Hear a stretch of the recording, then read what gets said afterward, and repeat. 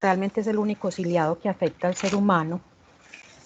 A pesar de que es ciliado, pues que poca morfología comparten, la patología es muy semejante, porque puede llevar a una colitis fulminante incluso.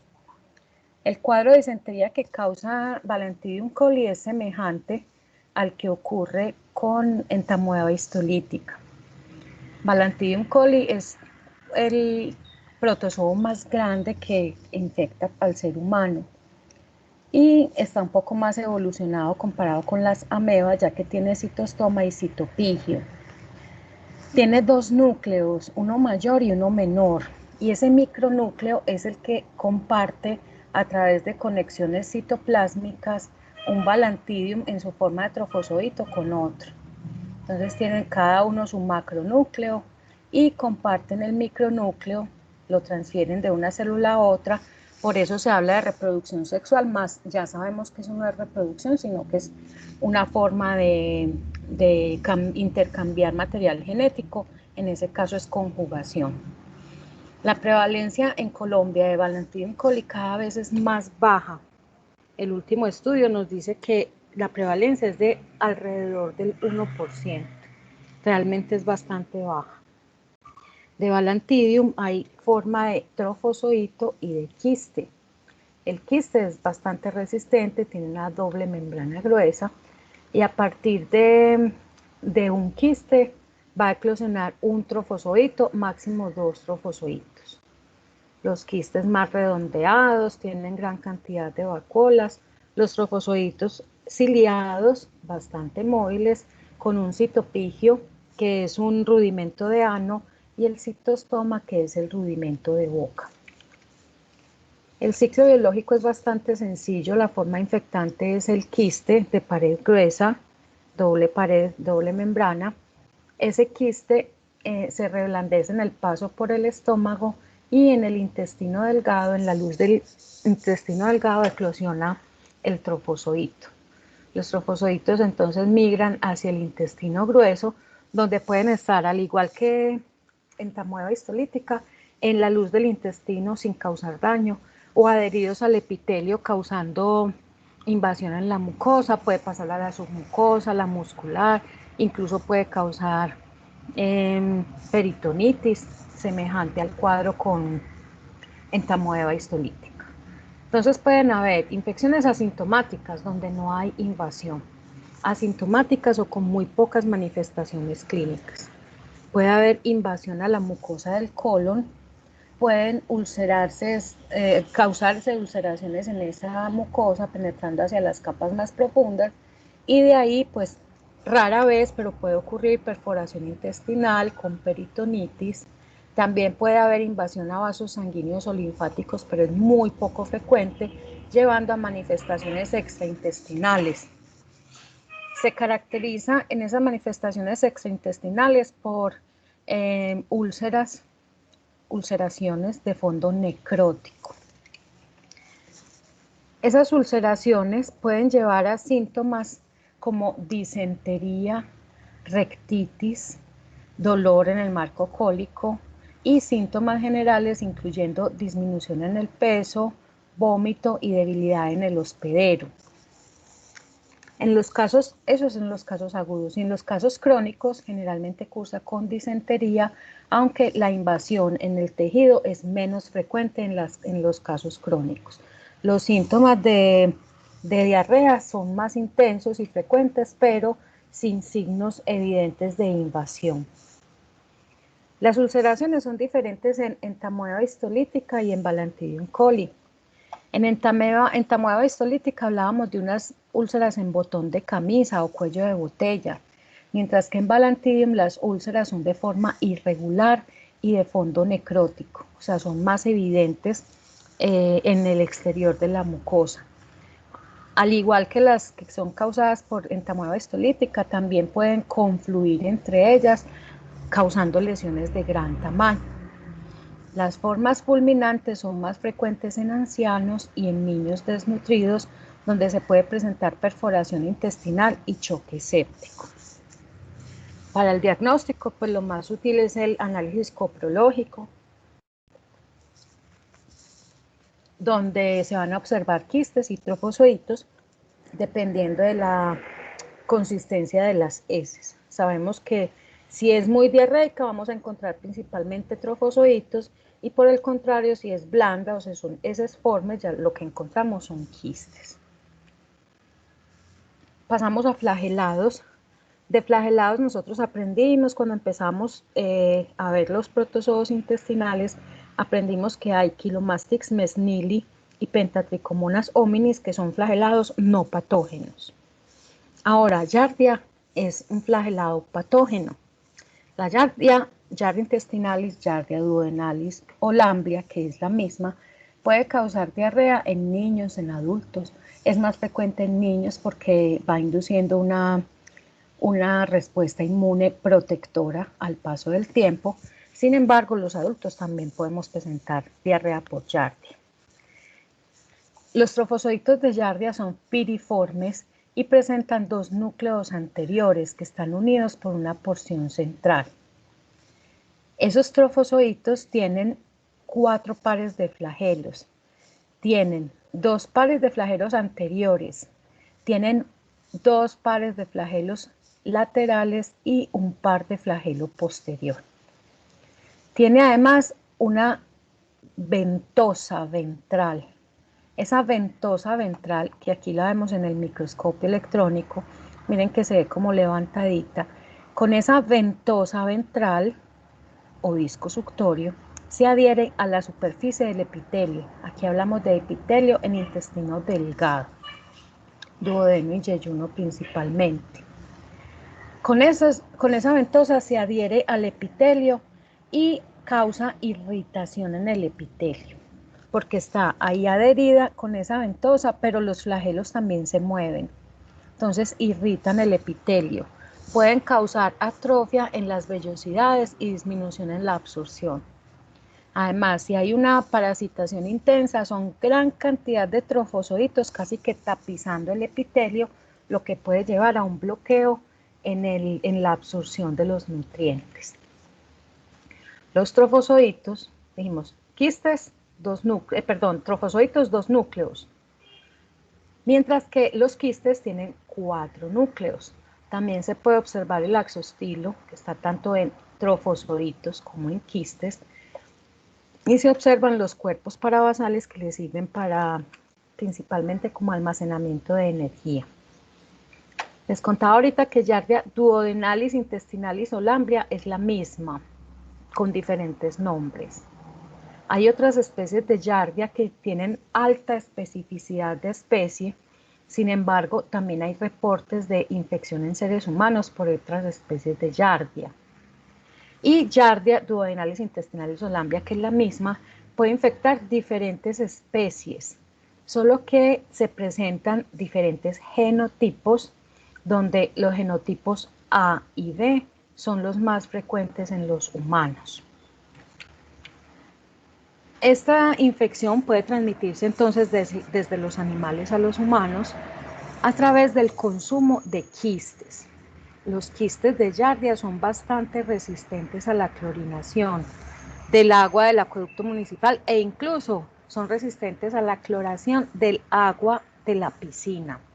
O sea, las piscinas también pueden ser fuente de infección para Giardia. Causa epidemias de diarrea por contaminación de agua de consumo y recreacionales.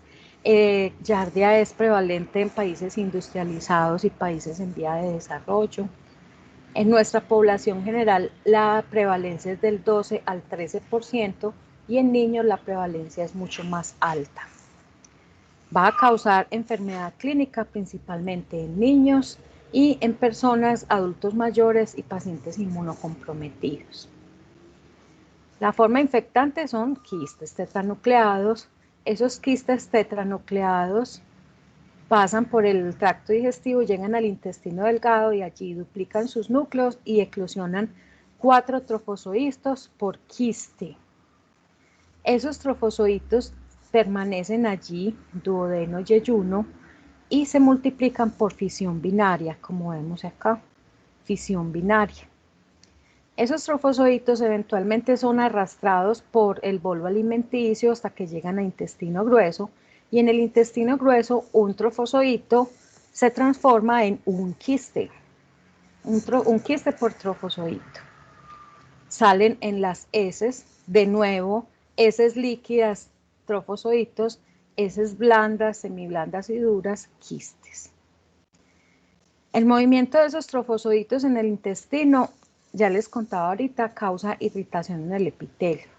Pero ese movimiento del trofozoito en las heces es el que me permite identificarlos fácilmente. Se pueden identificar rápidamente en el análisis coprológico o también en las muestras teñidas con diferentes colorantes. Esta imagen es del CDC, donde lo que les sugiere es que a pesar de que los animales, sobre todo las mascotas, pues por la cercanía, que a pesar de que los animales representan bajo riesgo de transmisión de Giardia de ellos hacia el ser humano, pues es igual recomendable tomar precauciones para disminuir ese riesgo de transmisión. El daño que produce entonces se debe a la inflamación que causan las ventosas y los flagelos. Puede causar hiperplasia nodular linfoide tanto en intestino delgado como en intestino grueso, atrofia de las microvellosidades e hipertrofia de las criptas. Ya sabemos que si hay hipertrofia de las criptas hay mayor pérdida de líquido. Adicionalmente les hablaba de barrera mecánica cuando gran cantidad de trofozoitos están tapizando el epitelio y puede llevar a apoptosis en las células que están por debajo de los trofozoitos. O sea, las dañan sin ser intracelulares. Adicionalmente, cuando hay gran cantidad de trofozoitos pueden competir por los nutrientes con el hospedero, sobre todo si estamos hablando de un hospedero con baja ingesta calórica, proteica, puede competir por los nutrientes con él. Y consume arginina. Uno de los mecanismos de defensa más importantes del ser humano, del cuerpo, contra protozoos es el óxido nítrico, pero la cuota inicial para la producción del óxido nítrico es la arginina, y Giardia compite por la arginina con el hospedero. Disminuye la absorción de diferentes tipos de nutrientes, pero de manera notoria hay un gran impacto en la disminución de la absorción de vitamina B12, de vitamina A y de B-silosa. La inmunoglobulina A es muy importante para la protección contra Giardia. Lo malo es que es de corta duración y además sabemos que las inmunoglobulinas reconocen sobre todo porciones más externas de los trofozoitos en este caso. Y Giardia cuenta con unas proteínas de superficie que son bastante variantes. Entonces, si bien la inmunoglobulina A puede proteger contra reinfecciones y puede ayudar a resolver la infección, las proteínas van a cambiar después de varias generaciones y, por supuesto, como es la encargada de protegernos de infecciones y reinfecciones, en pacientes que tienen hipogamaglobulinemia a expensas de inmunoglobulina A, van a tener infecciones más severas. Las proteínas variantes de superficie que les contaba son una familia de proteínas producidas por aproximadamente 200 genes. Y las proteínas cambian completamente entre 6 y 13 generaciones de replicación de Giardia.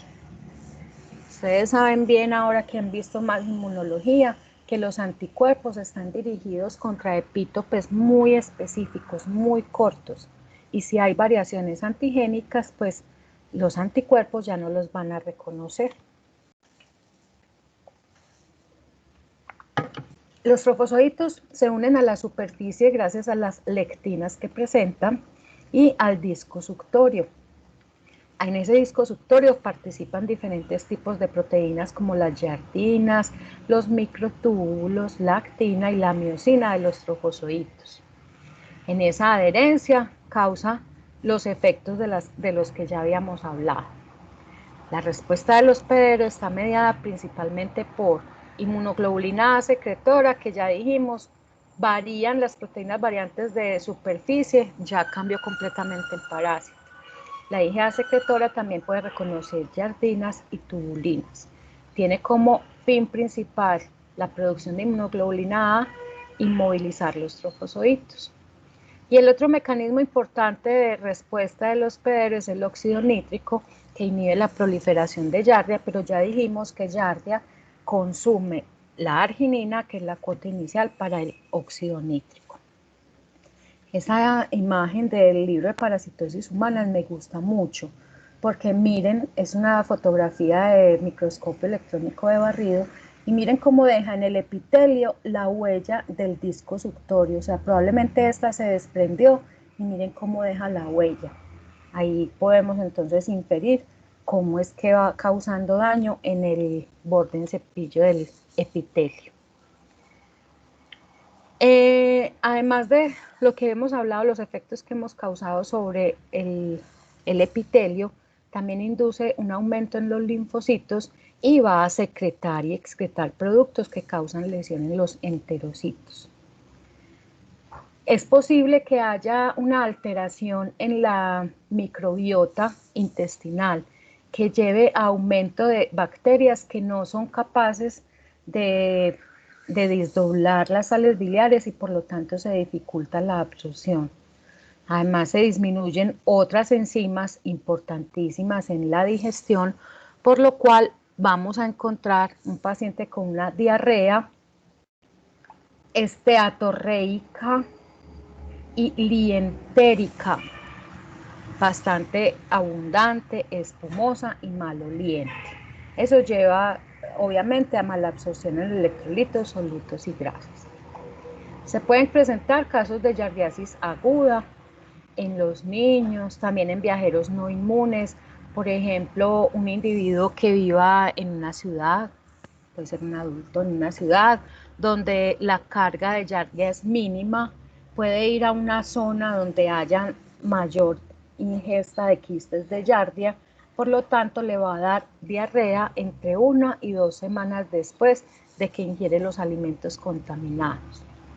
El cuadro clínico va a estar marcado por una diarrea acuosa de 2 a 4 semanas de duración, con las características que ya habíamos hablado. La giardiasis de carácter crónica ocurre con náuseas, vómito, flatulencia, a veces dolor abdominal y las heces blandas y voluminosas. Como es de carácter crónico, cuando afecta principalmente a niños, puede llevar a disminución en el desarrollo, no solamente fondo estatural, sino también disminución o afección en el desarrollo neurológico del paciente. Principalmente pues en giardiasis crónica, que lleva a retardo de crecimiento y retardo en el desarrollo cognitivo. Algunos factores predisponentes incluyen la edad, las edades extremas, infecciones concomitantes, la hipogamaglobulinemia que dijimos, disminución en la producción de IgA que es protectora, la diabetes, entre otros factores. Para el diagnóstico, el coprológico es la prueba estándar pues utilizada para hacer el diagnóstico de giardiasis. Se puede hacer coprológico directo, ojalá seriado. Recordemos que el seriado son 3 muestras. Y también se pueden utilizar técnicas de concentración para aumentar la sensibilidad. Hay otras pruebas que detectan antígenos en heces. Hay pruebas que detectan específicamente antígenos de giardia, o incluso hay pruebas que detectan antígenos de Giardia cryptosporidium y otras más recientes que detectan Giardia cryptosporidium y entamoeba. Son pruebas rápidas, cromatográficas, bastante sensibles, que no necesitan pues de personal de laboratorio experto en el análisis de las muestras. Y se pueden detectar antígenos por otras técnicas como ELISA, técnicas inmunológicas, o genoma de Giardia por técnicas de biología molecular por PCR. Reacción en cadena de la polimerasa. Una técnica que ya está en desuso, pero que de todas formas los textos la siguen relatando, es la prueba se llama la técnica de Bill, la cápsula de Bill. Y les voy a contar por qué está en desuso. Esta consiste en una cápsula de un material absorbente que está atada a una pita. El paciente deglute esta cápsula. La pita tiene el largo indicado como para que alcance a llegar hasta el duodeno. Entonces esa cápsula llega al duodeno y se deja allí para que absorba el contenido, pues obviamente no de todo, pero sí parte, una muestra representativa de lo que se encuentra en el duodeno. Y luego con la pita vuelve y se jala hasta que salga por la boca. Por eso está esta técnica en desuso, porque puede incluso llevar a reinfección por otros microorganismos que aumentaría pues como la patología en el paciente. Pasamos a nemátodos intestinales. Primero vamos a ver unos nemátodos que poco se asocian a diarrea y luego ya pasamos a los que se asocian a diarrea. De nemátodos, recordemos que pertenecen al reino Animalia y que son metazoos. Los nemátodos son los helmintos que tienen cuerpo cilíndrico. Ellos se clasifican de acuerdo a si presentan o no los fasmides, que son quimiorreceptores localizados en la parte posterior del cuerpo de los helmintos, de los nemátodos. Estos nemátodos, sin causar sintomatología en el paciente, encontramos a Enterobius vermicularis, es el primero que vamos a ver, y no asociado directamente a procesos diarreicos tenemos a Ascaris. Ya diarrea, diarrea puede causar tricuris, estrongiloides y mucinarias. De ellos vamos a hablar ahora. Son nemátodos porque tienen cuerpo cilíndrico, son de naturaleza dioica, es decir, tienen sexo masculino y femenino. Son bastante reconocidos históricamente. Se han encontrado huevos en momias rescatadas, pues momias bastante antiguas. Obviamente los huevos ya no son infectantes, pero sí hay evidencia de ellos desde épocas ancestrales. Tienen el aparato reproductor bastante desarrollado que ocupa 2/3 partes del cuerpo aproximadamente. Ese aparato reproductor muy desarrollado, especializado en producir gran cantidad de huevos. Y a partir de los huevos, pues ya sabemos que los huevos fertilizados van a dar origen a las larvas. Vamos a empezar entonces con la oxiuriasis. La oxiuriasis es causada por los adultos de Enterobius vermicularis. Nosotros poco hemos hablado de los tamaños precisos exactos de los organismos, sin embargo aquí sí necesitamos hacer precisión de los tamaños. ¿Por qué? Porque como son macroscópicos, es posible que la mamá de su paciente le lleve los gusanos a la consulta y usted necesita saberlos identificar. O si no los lleva, le va a decir más o menos el tamaño. Entonces sí necesitamos aprender un tamaño aproximado de los helmintos. Es pequeño, pero pequeño comparado con Ascaris lumbricoides. La hembra mide aproximadamente 1 centímetro, déjenme les muestro acá. La hembra mide aproximadamente 1 centímetro y el macho es un poco más pequeño, mide medio centímetro. Entonces son de color blanco, amarillento ligeramente y tienen en la porción anterior unas aletas que sobresalen, que les sirven para adherirse levemente a la mucosa y para el movimiento le ayudan también. Hay machos y hembras, como dijimos, pero la función del macho es copular con la hembra. De hecho, después de la cópula, los machos mueren y salen en las heces. Las hembras, que sí viven en el intestino grueso, siguen allí hasta que ya esos huevos fecundados están listos para ser ovipositados. Los huevos ocupan casi la totalidad de su cuerpo. Viviendo en el intestino, necesitan salir a una temperatura más baja a poner los huevos. Entonces salen a través del orificio anal.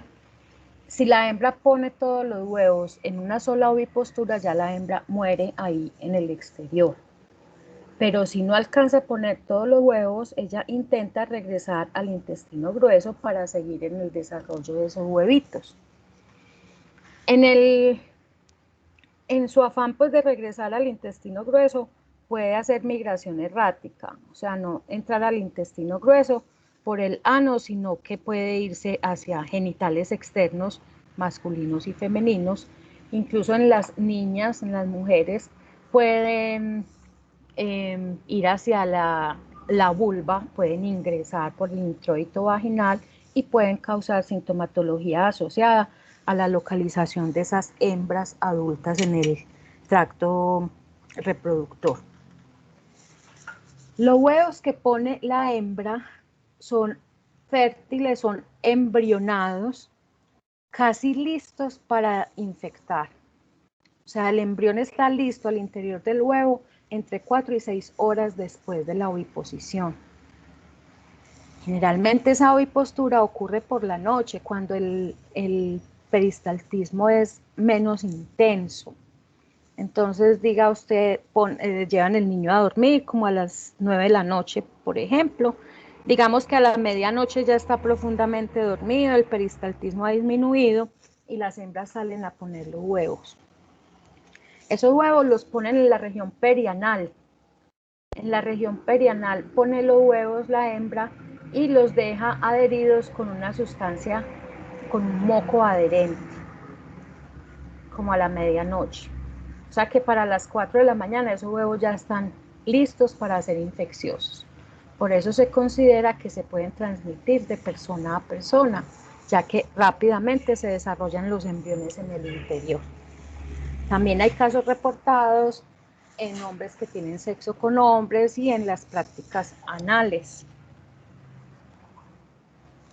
El extremo posterior de las hembras es recto y puntiagudo, mientras que el extremo posterior de los machos es por lo general curvo, porque en ese extremo está la espícula copulatriz con la cual copula con la hembra que tiene la terminación de su tracto genital en una región que se llama cloaca, donde confluyen aparato digestivo y reproductor. De nuevo, rara vez se encuentran los machos porque mueren después de la cópula. Esos huevos, como aprendimos, no están en las heces, sino que están depositados en la región perianal. Los huevos son incoloros, transparentes, alargados y delgados, y tienen un lado plano y el otro lado convexo, como simulando una letra D mayúscula. Sabemos entonces que rápidamente se desarrolla el embrión en el interior de ese huevo. Esos huevos allí que rápidamente desarrollaron el embrión, esos huevos pueden estar pegados ahí en la región perianal, pero lo más probable es que estén en las uñitas del niño que está parasitado, porque ese moco con el que deja la hembra pegado a los huevos es irritante, entonces se rasca. O puede ser que queden en la ropa interior del niño o en la ropa de cama, porque de hecho hay reportes de transmisión por inhalación. Los huevos no son tan pequeños como para llegar al tracto respiratorio, no son tan pequeños, entonces se quedan más bien por aquí como en el moco. Y posteriormente esto es deglutido, entonces hay reportes de infección por la ruta inhalatoria. Sin embargo, la más eficiente es la ruta oral, la ingestión de los huevos. ¿Y cómo ocurrió? Al niño que se rascó, él mismo se autoinfecta. O el niño que se rascó, llega la mamá por la mañana y el niño le mete las manos a la boca. O la mamá organizando la ropa. O entre niños que se comparten todo hasta el popó, en fin. Esos huevos embrionados llegan hasta el intestino delgado y en el intestino delgado eclosionan las larvas. Pero las larvas van a buscar el intestino grueso, donde se desarrollan posteriormente hacia adultos. Adultos, ya sabemos, cuando copulan el macho muere, la hembra se queda en el intestino grueso desarrollando los huevos, luego sale, los pone, si los pone todos se murió, y si no los pone todos trata de volver. Esos adultos allí localizados en el intestino grueso por lo general no causan lesiones. Tienen unas aletas que poco o nada irritan o inflaman el epitelio. Sin embargo, pueden causar una leve reacción inflamatoria local. Más bien, la sustancia adherente con la que la hembra deja los huevos va a causar prurito y sensación de cuerpo extraño en el paciente. Puede haber invasión genital, dijimos, cuando la hembra no pone todos los huevos, empieza a moverse, tratando de regresar al colon o al recto, en fin, pero no logra hacerlo y puede invadir la vulva o incluso el introito vaginal o entrar por la vagina. Las manifestaciones clínicas del paciente entonces van a estar asociadas al prurito.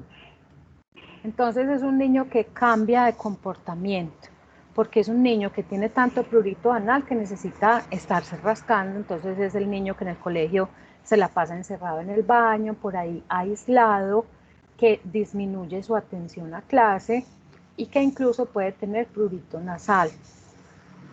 En las niñas, que son un poco más discretas que los niños, puede haber tendencia a la masturbación porque ellas tratan de satisfacer el prurito más que con la mano, de pronto con la silla o con la mesa. Entonces puede ser que lleven a la niña a consulta porque le dicen en el colegio que tiene tendencias de masturbación. Puede llevar a infecciones secundarias por el prurito o por la localización ectópica de los adultos, de la hembra, que cuando se mueve pues va llevando también bacterias con ella, entonces puede causar infecciones secundarias. Para el diagnóstico dijimos el coprológico no es útil porque los huevos no están en las heces, sino que los huevos están adheridos en la región perianal del paciente. Entonces hay una prueba que se conoce como test de Graham que se utiliza para detectar los huevos en las heces, en la región perianal del niño o de la persona parasitada. Esa técnica, esa prueba test de Graham, también se conoce como la prueba de la cinta adhesiva. Consiste en un bajalenguas, hay que tener también una placa portaobjetos y cinta transparente. La cinta se adhiere de tal forma que quede sujetada la placa portaobjetos con el bajalenguas y la parte engomada de la cinta quede hacia el exterior. Queda la parte engomada hacia el exterior. Con esa porción engomada de la cinta se hacen toques perianales en el paciente y luego se estira la cinta y se adhiere en la placa portaobjetos. Se lleva al microscopio y ahí se observan los huevos en forma de invertida, con una zona plana y una zona convexa que los identifica fácilmente. También es posible identificar parásitos adultos en la ropa interior, en la ropa de cama, en la pijama del niño, o que la mamá no lo lleve, sino que le diga, vea, unos gusanitos como del tamaño de los gusanos de la guayaba, como de 1 centímetro de grande aproximadamente, que es lo que mide la hembra. Recordemos que los machos se murieron por allá cuando copularon y que como miden medio centímetro, pues salieron en las heces y no se dieron cuenta. Pasamos a otras helmintiasis, conocidas como geohelmintiasis. Son geohelmintiasis porque necesitan pasar por la tierra, por eso tiene el prefijo.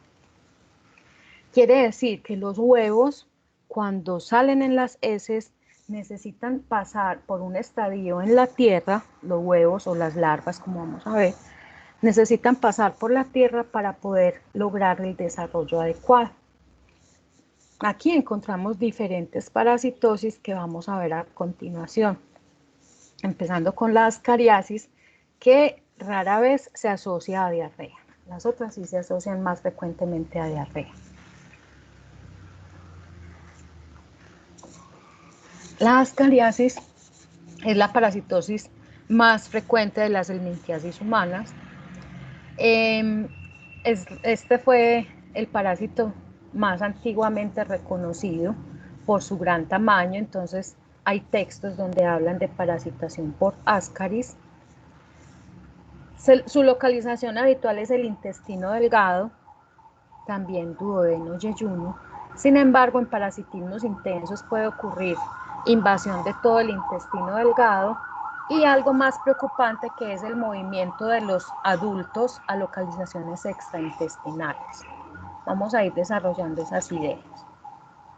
En la parte anterior, donde está la boca de Ascaris, se encuentran 3 labios, pero esos labios poco o nada contribuyen a la fijación del parásito. Más bien, él se mantiene en el intestino grueso gracias a la musculatura tan fuerte que tiene, y eso no lo deja mover por el bolo alimenticio para que no sea eliminado en las heces. Es el nematodo más grande. La hembra mide de 20 a 30 centímetros y el macho de 15 a 20 centímetros. En promedio viven 1 año, en promedio. La hembra en su parte posterior es recta, como vemos aquí, mientras que el macho en su parte posterior es curvo y en el extremo tiene 2 espículas que le sirven para copular con la hembra. Ascaris es de color rosado o blanco amarilloso. Estos entonces, localizados en el intestino delgado, copulan. La hembra fértil va a producir aproximadamente 200.000 huevos al día, lo que es una cantidad exagerada. Esos 200.000 huevos al día deben salir por las heces para continuar con el desarrollo por fuera. En este caso no hay autoinfección, porque esos huevos sí o sí tienen que pasar por la tierra. Los huevos que salen en las heces de una persona infectada pueden ser fértiles o no fértiles. Igual yo les reporto a ustedes en el análisis coprológico, sean fértiles o infértiles, yo se los reporto. Los huevos fértiles pues hacen evidencia de presencia de machos y hembras.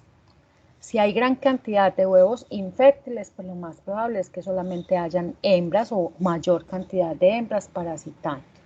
Pero el daño va a ser exactamente igual, causado por hembras o por machos. Los huevos fértiles tienen una superficie, se llama mamelonada, que es como unas protuberancias regulares alrededor del huevo. Es más redondeado, un poco ovalado. En cambio, el huevo infértil es mucho más alargado y las protuberancias son irregulares, tienen una sola membrana. La hembra fecundada decíamos que produce aproximadamente 200.000 huevos al día, que no son infectantes inmediatamente cuando salen en las heces, sino que deben embrionar en el suelo, por eso se llama geohelmintiasis, en unas condiciones favorables de humedad y de temperatura. También por lo general deben estar como protegidos del sol. Entonces salen en las heces. En las heces pueden salir huevos fértiles y huevos infértiles. Los huevos infértiles hasta ahí llegaron, pero los huevos fértiles van a desarrollar la larva en el interior después de 2 a 8 semanas. Más largo o más corto el tiempo dependiendo de la temperatura promedio. Si es una temperatura por debajo de los 15-30 grados centígrados, se va a demorar más tiempo en desarrollar el embrión, pero lo va a desarrollar. Y contaminan la tierra por meses e incluso por años. Están ahí los huevos en la tierrita. Sabemos que hay niños que les gusta comer tierra, o que las frutas pueden estar contaminadas con tierra, o las verduras. Aquí yo creo que a todos nos ha tocado la ensalada que nos sirven con un poquito de tierra, en fin. Allí pueden estar los huevos embrionados. Esos huevos son ingeridos por una persona, al pasar por el estómago se reblandecen y en el intestino delgado salen las larvas. Pero esas larvas necesitan llegar hacia el pulmón para poder evolucionar. Entonces las larvas van a pasar a los capilares y los capilares lo llevan al corazón derecho y el corazón derecho lo empuja al pulmón, a los pulmones. Si entran muchas larvas al mismo tiempo, pueden romper los capilares en el pulmón y pueden causar hemoptisis, o sea, sangre en la tos. Si esta persona se infectó solamente una vez, porque, no sé, se fue de paseo y comió mucha ensalada, y pues esa ensalada, esas verduras no estaban muy bien lavadas, entonces una única vez se infectó y pueden ser muchos huevos. Entonces le va a causar síntomas respiratorios, principalmente en la noche, durante 10 días aproximadamente, incluso puede ser tos hemoptoica.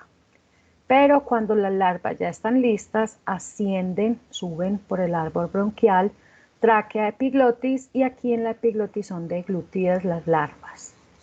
Las larvas llegan nuevamente al intestino delgado, y allí en el intestino delgado las larvas maduran hacia el estadio adulto. Eso se demora aproximadamente un mes y medio. Ya los adultos aquí localizados, acordémonos que comió muchos huevos en la ensalada que comió, las ensaladas que se comió en el paseo, entonces se desarrollan gran cantidad de adultos en el intestino delgado. Ya los síntomas pulmonares desaparecieron porque ya no hay larvas en el pulmón. Y van a haber gran cantidad de adultos aquí en el intestino delgado. Si esta persona es un adulto, puede ser que curse de manera asintomática la infección y que aproximadamente un año después los adultos se mueren de viejitos y salen en las heces. O puede ocurrir que tantos adultos aquí en el intestino moviéndose pueden causar irritación en el epitelio del intestino delgado, le puede causar náuseas, le puede causar eventualmente diarrea. O si son definitivamente muchos y hay otros factores predisponentes como malformaciones en el intestino, como que tenga una fístula o que él tenga una sonda de algo o que tenga una cicatriz de una cirugía previa, esos adultos empiezan a moverse y casi que es como si les encantaran los huequitos, como los niños necios, y empiezan a meterse por el huequito que encuentren. Ustedes ya saben que el intestino delgado desemboca en ¿cómo se llaman? Tejidos a través del conducto allí en el intestino delgado, puede ir desde el hígado, la vesícula biliar y el páncreas. Entonces pueden moverse esos adultos de manera errática e incluso en las formas delicadas y graves pueden invadir hasta el páncreas. Se mueven entonces principalmente por malformaciones, por cicatrices previas, etc. O se puede inducir esa migración por el consumo de algunos medicamentos o por cambios en la temperatura, como hipotermia, como fiebre. Induce al movimiento de esos adultos. Entonces, las larvas en el paso por el pulmón van a causar una neumonitis que puede cursar el paciente con tos, principalmente de predominio nocturno, expectoración y eosinofilia, lo que se conoce como síndrome de Loeffler. Si esas larvas pasaron por ahí porque se contaminó, se infectó una sola vez, esos síntomas desaparecen. Pero lo más frecuente es que los niños se sigan infectando varias veces de acuerdo pues al consumo de esos huevos embrionados y van a desarrollar esos síntomas de manera repetida. En el examen radiológico se pueden observar opacidades, sin embargo, como son formas larvarias las que están causando esos síntomas, no se observan en los rayos X, no se observan los parásitos. Pero en la localización en el intestino, cuando hay gran cantidad de parásitos adultos que se entrelazan y forman nudos, pueden causar una pseudoobstrucción o incluso una obstrucción intestinal.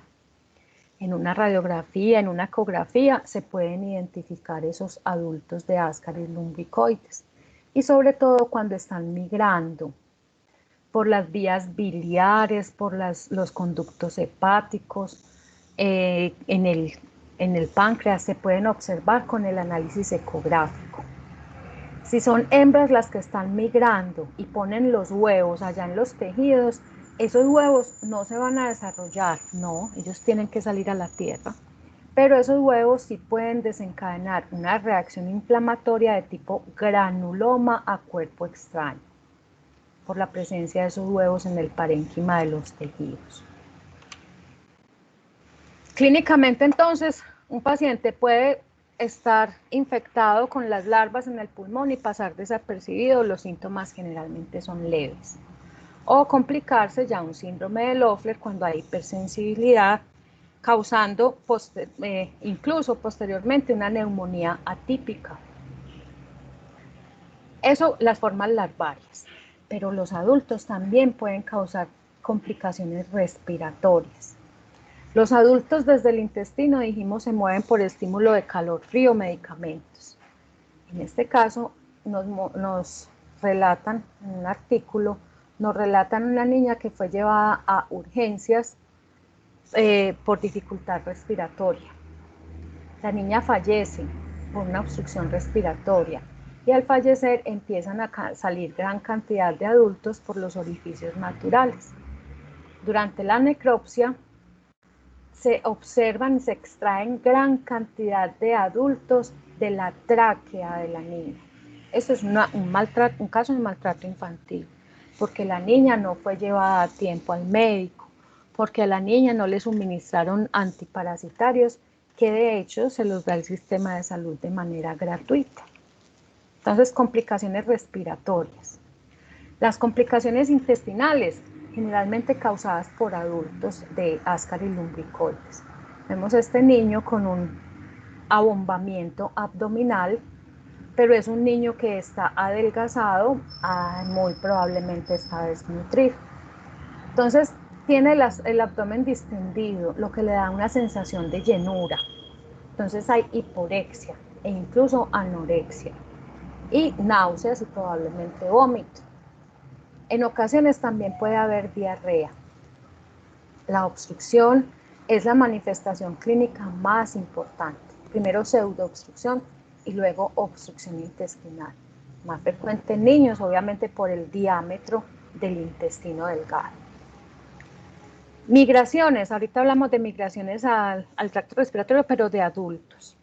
Ahora, migraciones de adultos en hígado. En el hígado pueden estar localizados a través de los conductos. Este es un caso de una ascariasis hepatobiliar, un caso fatal. Miren la localización de estos adultos viajando por los conductos hepáticos. También se observa un absceso y dentro del absceso hay un gusano adulto localizado. Por aquí en la vesícula biliar también hay un gusano muerto, yo creo que ahí hay varios, aunque nos dicen que un gusano muerto. Y también hay reacciones de tipo granulomatosas en el parénquima hepático debido a la presencia de huevos. Los factores predisponentes, hablaba ahorita de anormalidades anatómicas, cirugías previas, pues que quedan allí cicatrices, o la litiasis también es un factor predisponente para desarrollar esas migraciones erráticas. Como esos adultos que provienen del intestino grueso, intestino delgado, traen gran cantidad de bacterias adheridos a ellos, pues esas bacterias que están transportando pueden causar abscesos piógenos en el estroma de los tejidos que está invadiendo. Va a cursar con fiebre, dolor, malestar general, abombamiento de la pared intestinal, leucocitosis, incluso puede haber eosinofilia y los granulomas, como les decía ahora, cuerpo extraño. Otras localizaciones de adultos. Habíamos hablado ahorita con las imágenes de la niña por vía ascendente, también en fístulas o hernias intestinales, apéndice, peritoneo. Y las larvas, que normalmente deben estar en el pulmón, las larvas pueden ser llevadas por el torrente sanguíneo a diferentes tejidos, como el ojo, el sistema nervioso central o vísceras, donde esas larvas no van a evolucionar, sino que van a morir y van a desencadenar una reacción de tipo inflamatorio.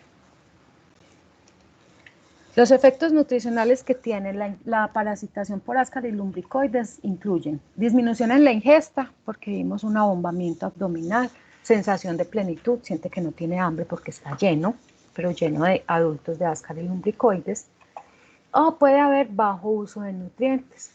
Puede ser que haya bloqueo en la absorción, es lo más probable, una interferencia en la absorción intestinal, o puede haber pérdida de lo que ingirió por vómito o diarrea, o incluso pues los parásitos van a competir por los nutrientes con el hospedero.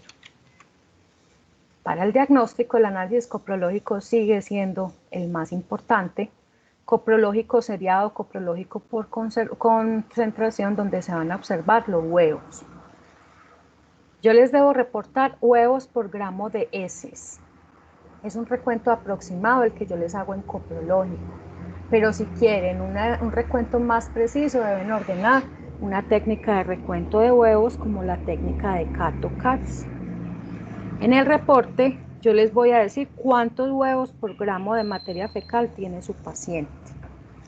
Si tiene menos de 5.000 huevos por gramo de materia fecal, se trata de una infección leve. Si tiene más de 50.000 huevos por gramo de materia fecal, se trata de una infección intensa. Ojo que estas cifras aplican solamente para la infección por Ascaris lumbricoides, porque produce muchísimos huevos. Luego vamos a ver que con Trichuris trichiura y con las uncinarias, menos cantidad de huevos representan una infección intensa. Entonces de acá nos llevamos más de 50.000 huevos por gramo de Ascaris lumbricoides, infección intensa, y menos de 5.000 una infección leve. Ahora vamos a diarrea. La diarrea hemos aprendido que es principalmente de etiología viral. Aprendimos 3 modelos virales que causan diarrea en niños y en adultos. En menor proporción están pues hablando de diarrea infecciosa, obviamente, en menor proporción o le siguen en orden los parásitos, incluyendo protozoos y helmintos. Los protozoos ya los vimos, nos faltan los helmintos a continuación, y algunas bacterias que también pueden causar diarrea. Entonces vamos con los helmintos. Empezamos con tricocéfalos, que son Trichuris trichiura, conocidos como tricocéfalos. Trico viene de pelo, porque miren que el extremo anterior de estos tricocéfalos, Trichuris trichiura, el extremo anterior es bastante delgado. En el extremo anterior, en la boca, tienen un par de placas cortantes que les sirven para adherirse en el intestino grueso. Recuerden que es muy importante conocer la localización de los parásitos porque de ahí se puede deducir el tipo de diarrea que causa. Trichuris trichiura es mucho más pequeño, miden de 3 a 5 centímetros y tienen un extremo anterior más delgado y un extremo posterior más grueso. Por eso se dice que tiene forma de látigo. Viven entre 1 y 3 años aproximadamente, no son muy longevos. Macho más pequeño que la hembra. Igual que los 2 modelos anteriores, la hembra termina de forma recta y el macho de forma curva. Son de color blanco. Estos no tienen tanta influencia en la coloración por la bilis, como si lo que se localiza en intestino delgado. Estos adultos localizados en el intestino grueso, perdón, había dicho 2 placas cortantes, que tiene una sola, es una sola, que es retráctil. Con esa lanceta, esa placa cortante, se adhiere y penetra, de hecho, la mucosa del intestino grueso. Se localizan inicialmente las larvas en las glándulas del Lieberkühn y allí se desarrollan al estadio adulto, macho y hembra. Como están allí metidos en la mucosa intestinal, no se remueven por las heces, y al estar allá clavados, cuando pasan las heces y por el movimiento peristáltico, pueden causar lesiones abrasiones en ese epitelio, como que lo cierran parcialmente. La sintomatología va a estar asociada con ese estímulo de los adultos. En las heces vamos a encontrar huevos embrionados y no embrionados. Los huevos son muy característicos, ovalados como si fuera un balón de fútbol y presentan 2 tapones. Esos huevos desarrollan el embrión en la tierra. Aquí también estamos hablando de una geohelmintiasis. Van a desarrollar el embrión o la larva, se llama igualito, pues estamos hablando de lo mismo, embrión o larva es lo mismo, entre 2 semanas y 4 meses y varios meses después, perdón, dependiendo de la temperatura promedio en el ambiente. Una vez se desarrolle el embrión en el interior, los huevos pueden permanecer años en la tierra, semejante al modelo que vimos con Ascaris lumbricoides. El ciclo es más sencillo. Los huevos embrionados son ingeridos en alimentos contaminados con tierra, por ejemplo. En el intestino, las larvas se liberan de los huevos y en el intestino delgado, y esas larvas van a migrar hacia el intestino grueso. En el intestino grueso ya posteriormente se desarrollan al estadio adulto. Las hembras van a producir entre 3.000 y 20.000 huevos por día. O sea que las hembras de Trichuris trichiura producen menos cantidad de huevos. Miren que no pasa por los pulmones. El daño va a ocurrir en el intestino grueso. Recordemos que miden de 3 a 5 centímetros y localizado en el intestino grueso, que tiene un diámetro más grande, aquí no se va a asociar con la obstrucción. No, porque el tamaño de Trichuris trichiura es mucho más pequeño. Sin embargo, si hay gran cantidad de adultos allí adheridos, pues van a producir mayor daño, un daño de tipo mecánico.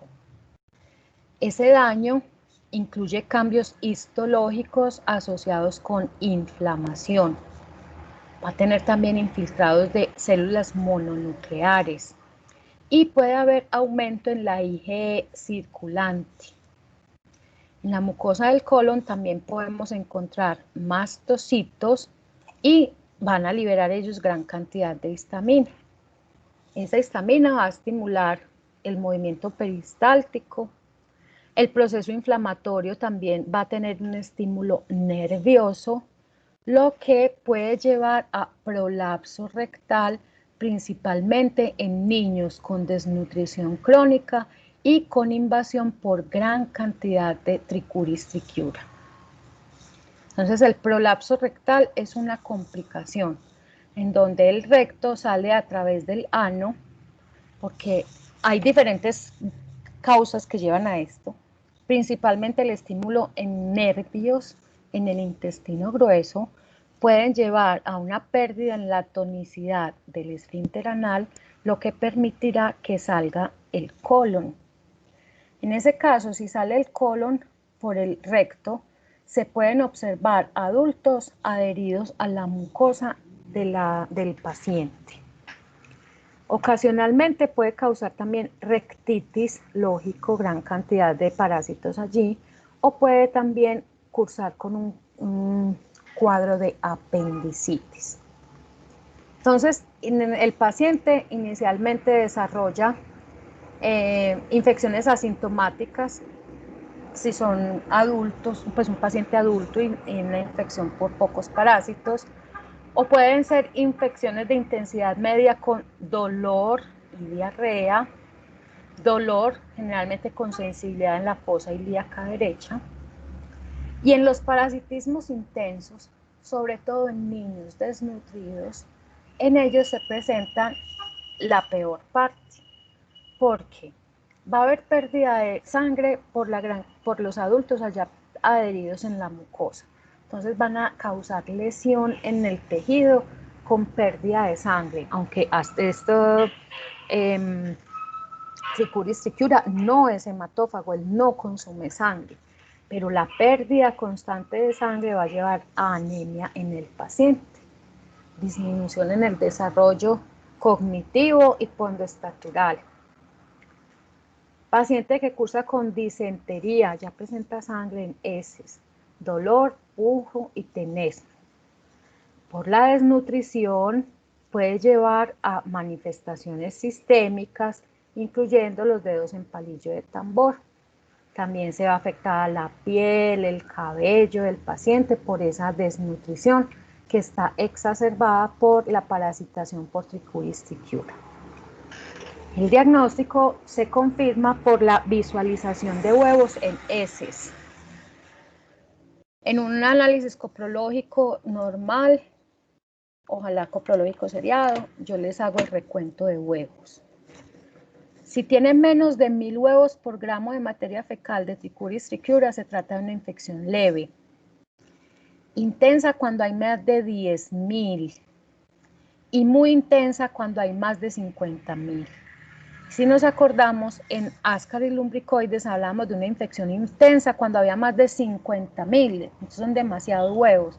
En este caso, más de 30.000 huevos por gramo de materia fecal de Trichuris trichiura, se habla de una infección muy intensa. De nuevo, hay técnicas de recuento de huevos como CATO-CATS que son mucho más sensibles que el recuento de huevos en el análisis coprológico. Pasamos a las uncinarias. La uncinariasis también es conocida como anquilostomiasis, porque uno de los agentes etiológicos es ancilostoma duodenale, o también conocida como anemia tropical. En Colombia, en el campo, también tiene otro nombre, le llaman tuntún, porque la infección por las uncinarias se asocia con una cefalea pulsátil. Entonces, tuntún por el sonido del corazón en la cabeza, sobre todo con el ejercicio. También reportada desde épocas muy antiguas, enfermedad que causa palidez y edema, por la desnutrición también, por la anemia, que puede llevar a la muerte, o enfermedad que causa pereza y color amarillo en la piel por la anemia que causa. Hay dos géneros de uncinarias, Ancylostoma y Necator. La especie más importante para nosotros de Necator es Necator americanus, que tiene su origen en África. Y de Ancylostoma, la específica de humanos es Ancylostoma duodenale. Esos son los dos agentes etiológicos, Ancylostoma duodenale y Necator americanus. Estos Ancylostoma y Necator son bastante pequeños, miden 1 centímetro, 1,5 centímetros aproximadamente. Se localizan como adultos en el intestino delgado, duodeno yeyuno. Por lo general no se observan en las heces porque están bastante adheridos al epitelio gracias a la cápsula bucal que tienen. Esa cápsula bucal funciona como una bomba de aspiración. Y además cuentan Ancylostoma duodenale con 2 pares de dientes muy puntiagudos. Con eso está ahí súper adherido en la mucosa. Y Necator americanus tiene un par de placas cortantes. Estos localizados allá en el intestino delgado consumen sangre porque esa cápsula bucal que funciona como bomba de succión chupa sangre, aspira sangre. Y adicionalmente, estos parásitos liberan una saliva que tiene sustancia anticoagulante. Entonces, va a salir no solamente la sangre que ingieren, sino sangre por los lados. Hay pérdida constante de sangre. Ancylostoma consumen más sangre que Necator americanus, pero igual los dos consumen diariamente su gotica de sangre, lo que va a conducir a un estado de anemia en el paciente. Entre otras cosas, significa asesino, pero es mucho más espeluznante la apariencia de Ancylostoma y de hecho es más malo porque produce más huevos y consume más sangre. Los huevos de las uncinarias, es decir, Necator y Ancylostoma, son indistinguibles entre ellos. Bajo el microscopio yo los veo igualitos. Por eso yo les reporto huevos de uncinarias. Los huevos son de tamaño mediano pequeño, son transparentes como se observan acá. En el interior está el blastómero. Cuando salga ese huevo a la tierra, de ese material granulado se va a originar la larva en el interior. Ancylostoma duodenale pone aproximadamente 25.000 huevos al día, mientras que Necator americanus aproximadamente 10.000 huevos al día. Entonces esos huevitos deben contaminar la tierra, de preferencia, hablamos ahorita de una temperatura y una humedad, y aquí se le suma sobre todo que estén resguardados de la luz directa del sol. Entonces se asocia mucho a cafetales, donde los arbolitos de café y las palmas le van a dar sombra a las heces fecales que depositó el ser humano allí. Esas larvas que se desarrollan en el interior eclosionan, en el interior del huevito eclosionan. Primero, una larva rhabditiforme, que es más pequeña, que come como loca, se mueve y come ávidamente. Luego, esa larva rhabditiforme se desarrolla y se transforma en una larva filariforme, que es mucho más móvil, pero que no se alimenta. Ya esta larva filariforme lo que tiene son reservas de lo que comió la larva rhabditiforme. La larva filariforme es la forma infectante. Entonces, repasando, los huevos salen en las heces con los blastómeros. En la tierra, ese huevo desarrolla el embrión en el interior. Luego del huevo sale la larva rhabditiforme, que lleva a cabo 2 procesos de muda hasta que se transforma en la larva filariforme. Esa larva filariforme vive varios meses en la tierra y se ubica por lo general en el extremo superior de las hojitas, de la hierbita, de las piedritas que están allí en la tierra. Y tiene un movimiento ondulante. Está así en posición vertical porque tiene geotropismo negativo, o sea que no va a estar pegada a la tierra, sino paradita. Termotropismo porque le gustan los cuerpos calientes cuando lo tocan.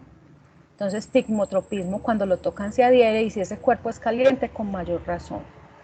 Generalmente es el pie descalzo del ser humano. Esa larva filariforme tiene lancetas y secreta saliva que tiene sustancias líticas.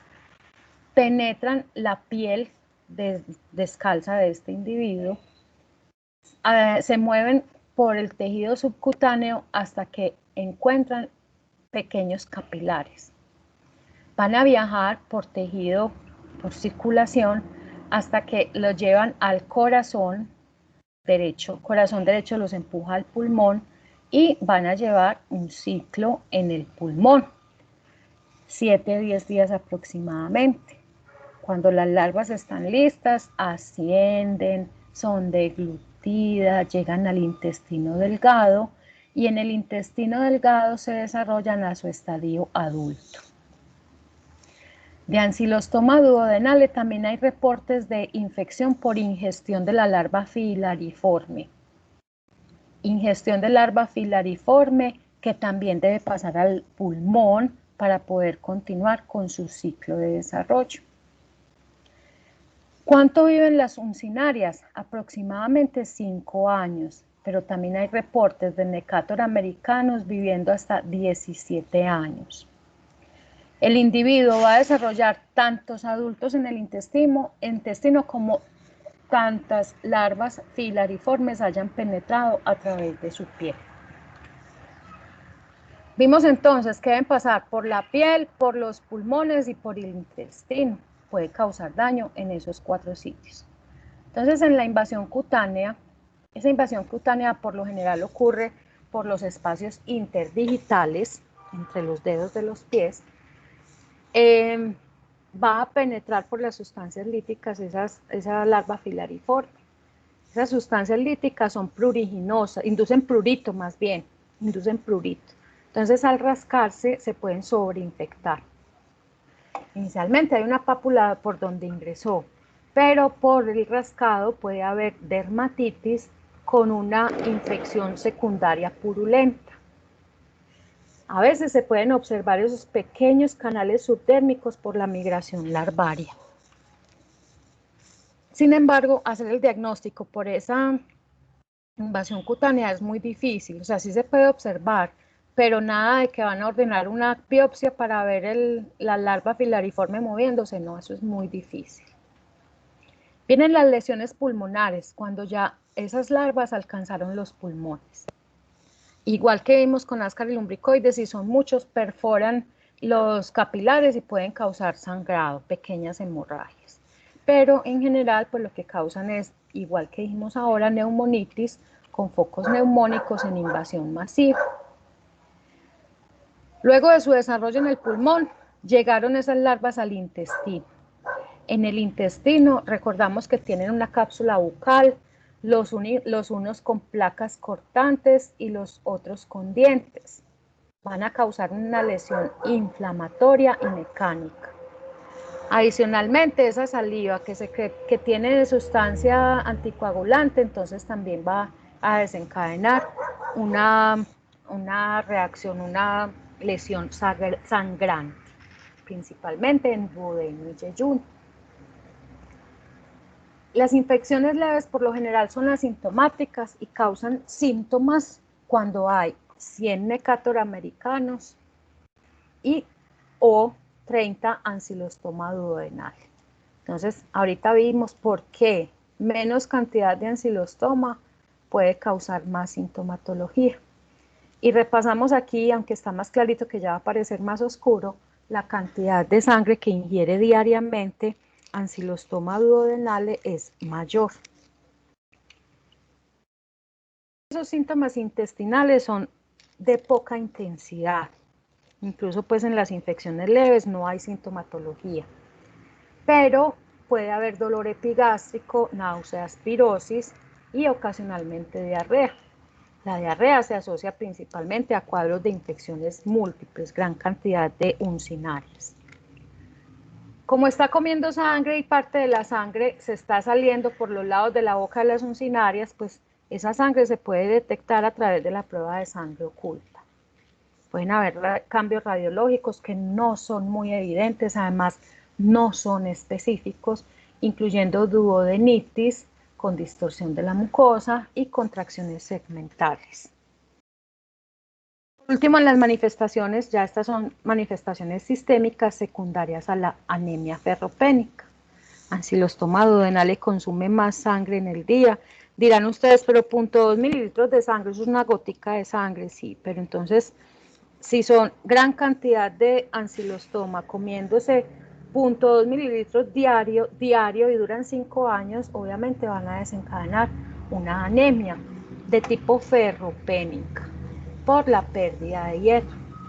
En el análisis, en el hemograma, se va a encontrar hipocromía con alteración en forma y tamaño de los eritrocitos.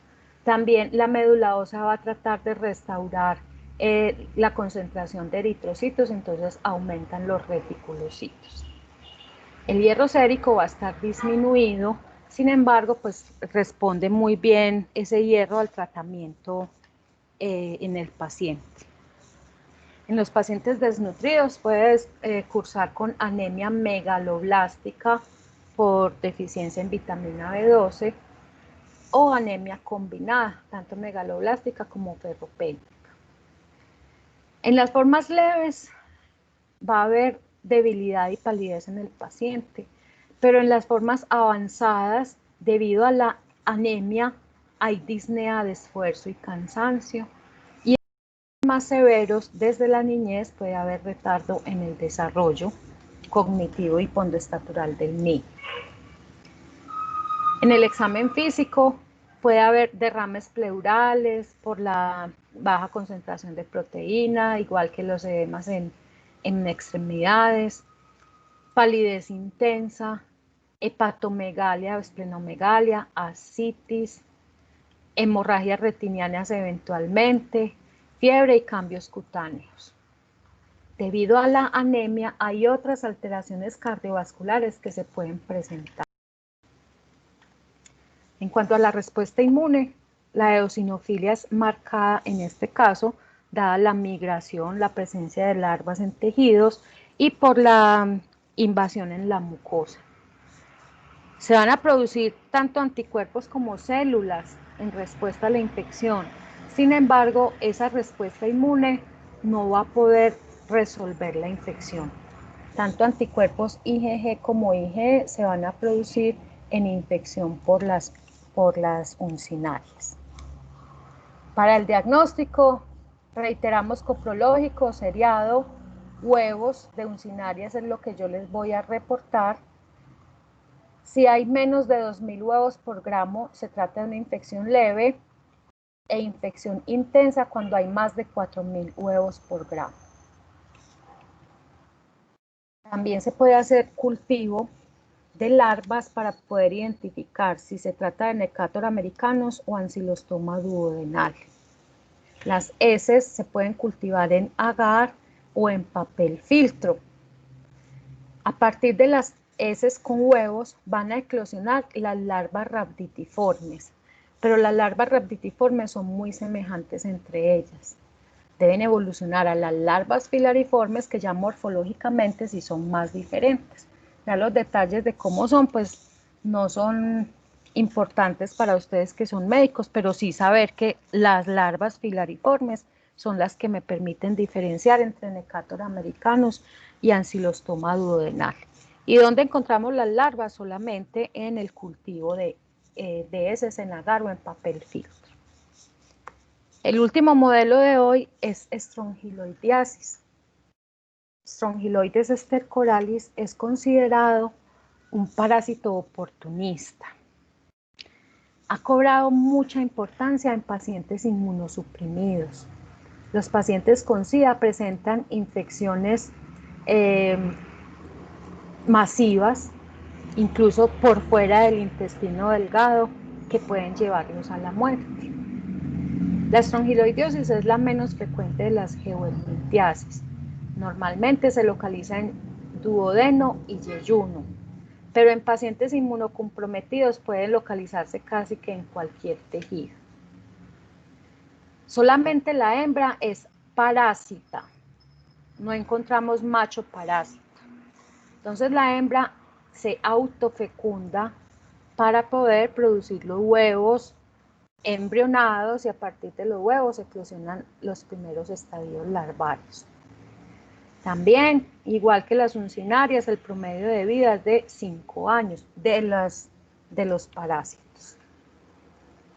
La hembra, localizada duodeno yeyuno, mide 2 milímetros aproximadamente, es la más pequeñita de las que hemos visto hasta ahora, y tiene un esófago cilíndrico, la vulva que termina en un útero que está lleno de huevos. Bastante pequeña ella. Produce los huevos, pero los huevos los deposita en la mucosa, adentro de la mucosa. Y adentro de la mucosa eclosionan las larvas rhabditiformes. Entonces en heces yo no voy a observar huevos, no, voy a observar solamente larvas. En el caso de que haya una infección severa, que haya ya desprendimiento de la mucosa intestinal, sí voy a observar huevos. Y los huevos bajo el microscopio son iguales a los huevos de las uncinarias. Pero reitero, huevos en heces, eso es muy raro observar, solamente en daño masivo en la mucosa. Esas hembras adultas entonces producen los huevos, de los huevos eclosionan las larvas y eso todo ocurre en la mucosa, y las larvas salen a la luz del intestino. El primer estadio larvario son las larvas rhabditiformes, así como vimos en las uncinarias. Las larvas rhabditiformes son las que salen en las heces, y en la tierra esas larvas rhabditiformes pueden desarrollarse hacia larvas filariformes. Las larvas filariformes son la forma infectante.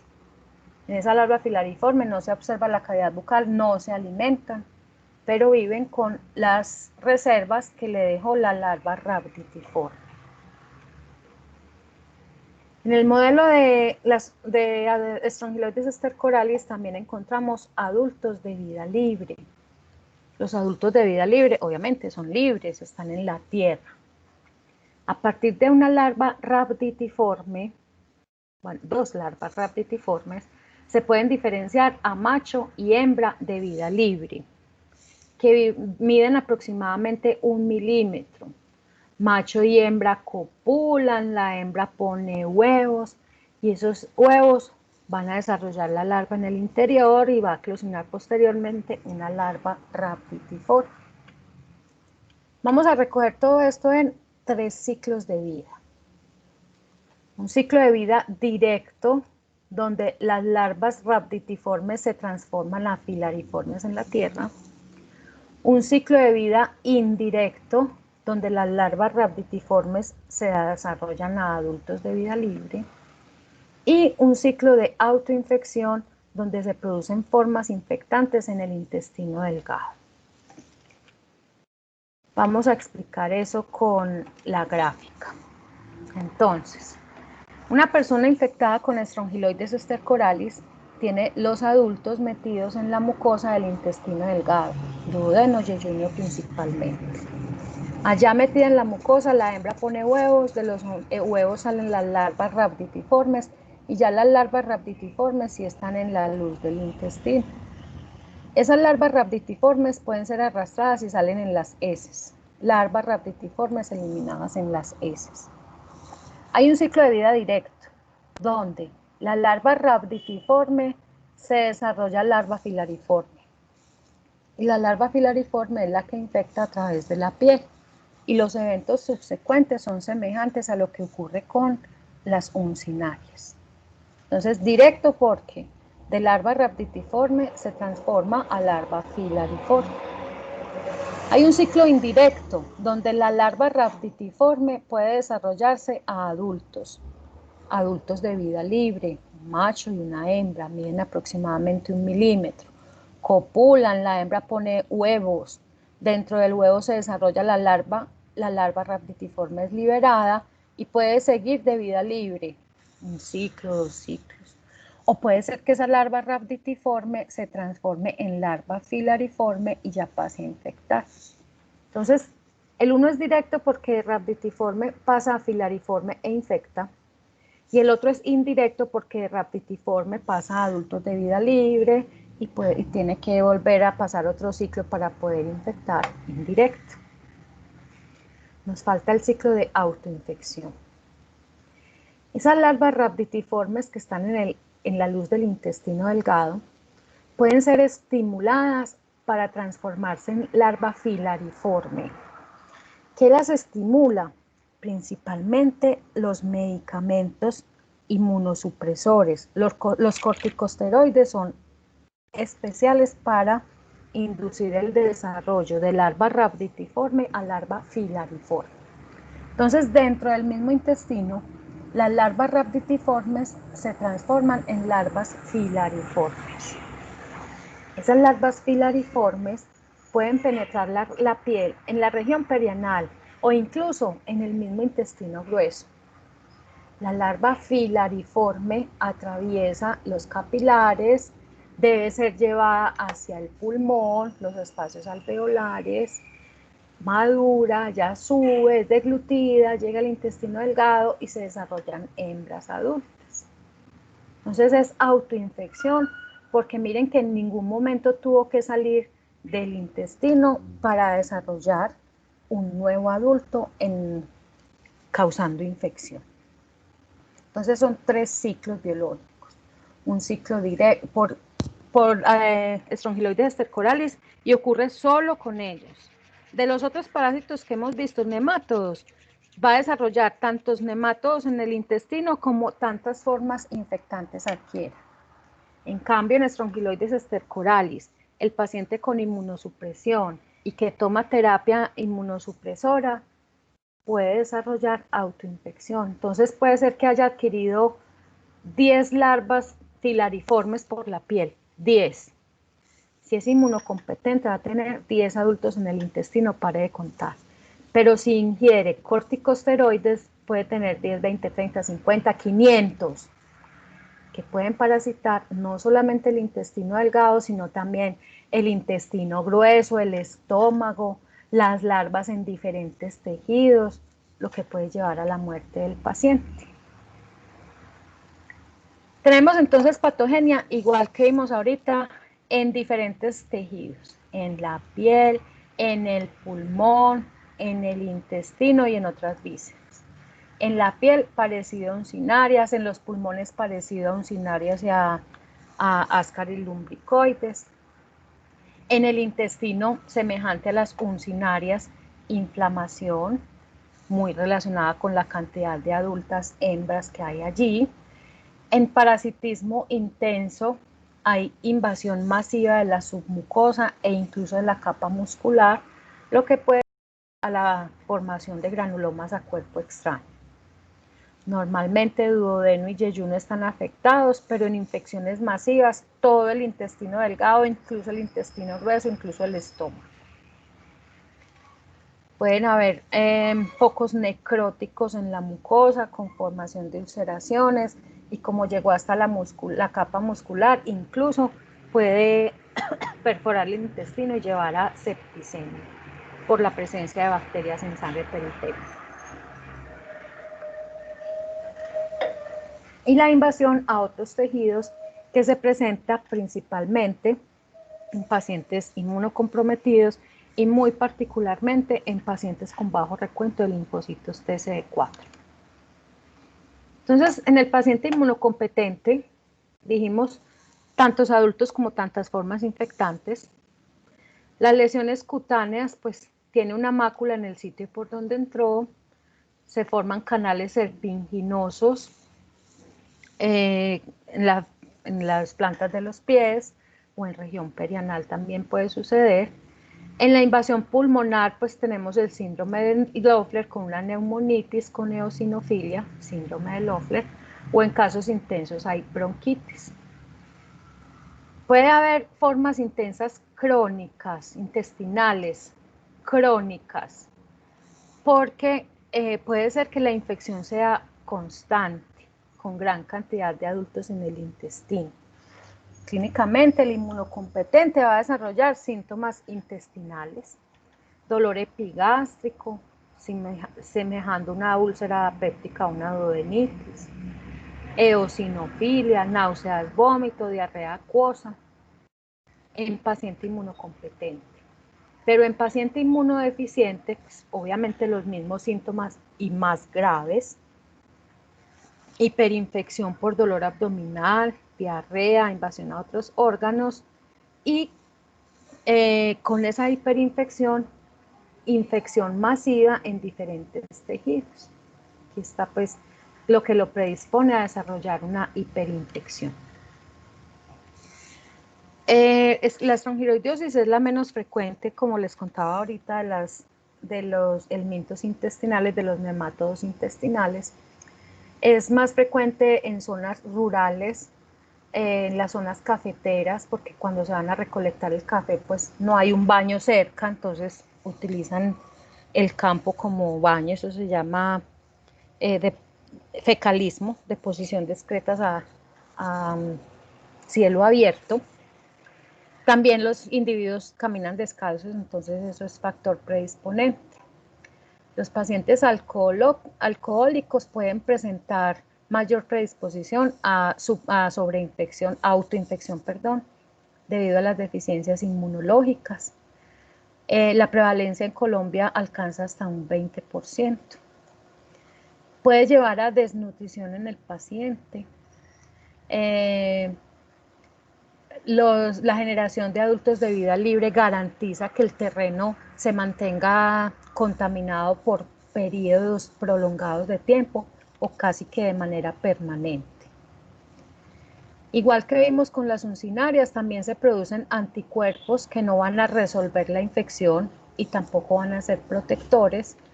Va a haber eosinofilia y en los casos de infección masiva, como incluso los ganglios linfáticos pueden estar infectados con formas larvarias, hay depresión de linfocitos T en las áreas paracorticales de los ganglios linfáticos. Además, no se pueden formar granulomas alrededor de las larvas en los tejidos, lo que va a contribuir al daño masivo en el tejido, porque recordamos que el granuloma va a tener como contenido, como rodeado esa cantidad de antígenos que se liberan con la muerte de la larva. Para el diagnóstico, recordemos que en el análisis coprológico no se van a observar huevos, sino larvas. Es la única parasitosis en la que se observan larvas en el coprológico. Y las larvas miden 1/4 de milímetro, eso no es macroscópico, tiene que ser microscópico. Entonces, coprológico seriado o coprológico por concentración. También se puede hacer cultivo y separación de larvas para confirmar el diagnóstico. Eventualmente en los casos de autoinfección y de hiperinfección podemos encontrar larvas en el esputo. Claro, es un paciente que constantemente va a presentar larvas pasando por su pulmón que le van a causar daños. En el hemograma se va a encontrar eosinofilia en el paciente. Puede ser que el paciente recuerde la larva migrans cutánea, por donde pasó la larva filariforme en el momento de la infección. Los métodos inmunológicos son de poco uso en nuestro medio. O sea, generalmente no se utiliza la detección de anticuerpos para hacer el diagnóstico de la estrongiloidiosis. Listo, chicos, así terminamos los nemátodos intestinales. Ya el tema que sigue son los helmintos intestinales, los céstodos intestinales. Los céstodos intestinales, los céstodos sabemos que son los gusanos planos, los platihelmintos. Esos platihelmintos poco se asocian a sintomatología en el ser humano. Generalmente el diagnóstico es incidental, o sea, es un paciente que le ordenan un coprológico porque tiene sintomatología, pero resulta que la sintomatología no se asocia al platihelminto, sino a otro parásito que se encuentre allí. Bueno, esta no es la presentación, déjenme, que me abrió la que no era. Para darle la entrada al tema que sigue para la próxima clase.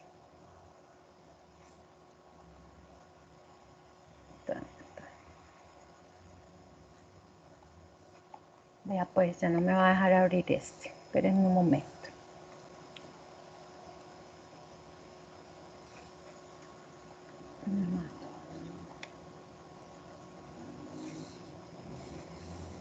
Y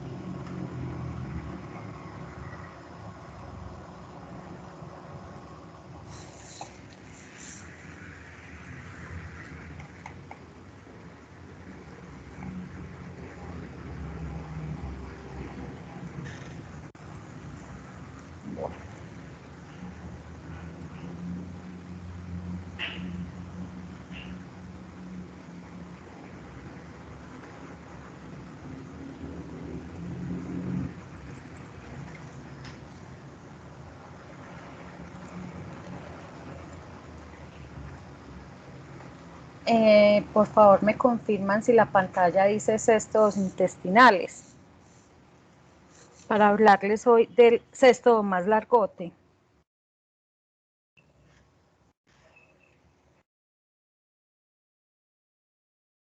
Sí, sí, listo, está bien. Bueno, los céstodos entonces dijimos que son helmintos planos, son platihelmintos, que son, digamos, menos evolucionados porque no tienen un sistema digestivo, porque son hermafroditas, el aparato reproductor masculino y femenino están en el mismo individuo. Ni sistema digestivo ni circulatorio, pero tienen sistema osmorregulador y sistema neuromuscular que le brindan un movimiento bastante eficiente.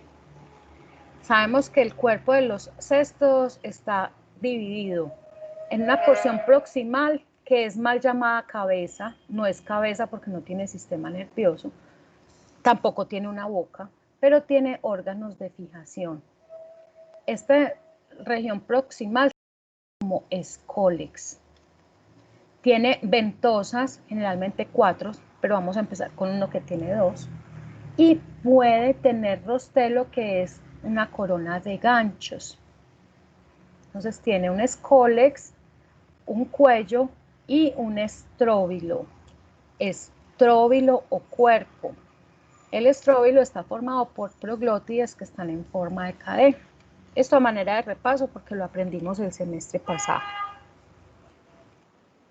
Tenemos estos intestinales grandes, medianos y pequeños. Dentro de los grandes está Diphyllobothrium latum, están las tenias que previamente conocemos y luego veremos los medianos y pequeños. Diphyllobothrium latum es una infección muy nueva en Colombia, no era frecuente. Pues de hecho todavía no es frecuente, pero ya hay bastantes casos relacionados con Diphyllobothrium latum. Se conoce como difolobotriasis. Hay diferentes especies de Diphyllobothrium, no solamente latum, sino Pacificum, Mursi, entre otros. Y traigo acá unos peces porque se asocia al consumo de peces crudos o mal cocidos, peces tanto de agua dulce como de agua salada. Diphyllobothrium latum es de los más grandes, mide entre 3 y 10 metros, semejante al tamaño de Taenia saginata. Y no tiene 4 ventosas como las tenias, sino que tiene 2 ventosas. Esas ventosas son longitudinales, las vemos acá en la porción más anterior. Se conocen como botrias, esas ventosas. Entonces, por eso se llama Diphyllobothrium, porque tiene 2 ventosas. Produce operculados porque tienen una tapa, y son ovalados, que son de Diphyllobothrium. Eso no se confunde con nada más. Bastante largo, encontramos entonces un extremo anterior más delgado y a medida que se hace más distal es un poco más grueso, donde se encuentran los proglótides maduros. Bajo el microscopio, en el proglótide se encuentra en el centro los aparatos reproductores y se encuentra gran cantidad de huevos. La difolobotriasis por lo general es única, o sea, hay un único adulto en el intestino, porque no es fácil la ingestión de las formas infectantes. Generalmente se ingiere una o 2 formas infectantes. Las formas infectantes se llaman larvas plerocercoides. Las larvas plerocercoides están en el tejido de los peces grandes o peces chicos.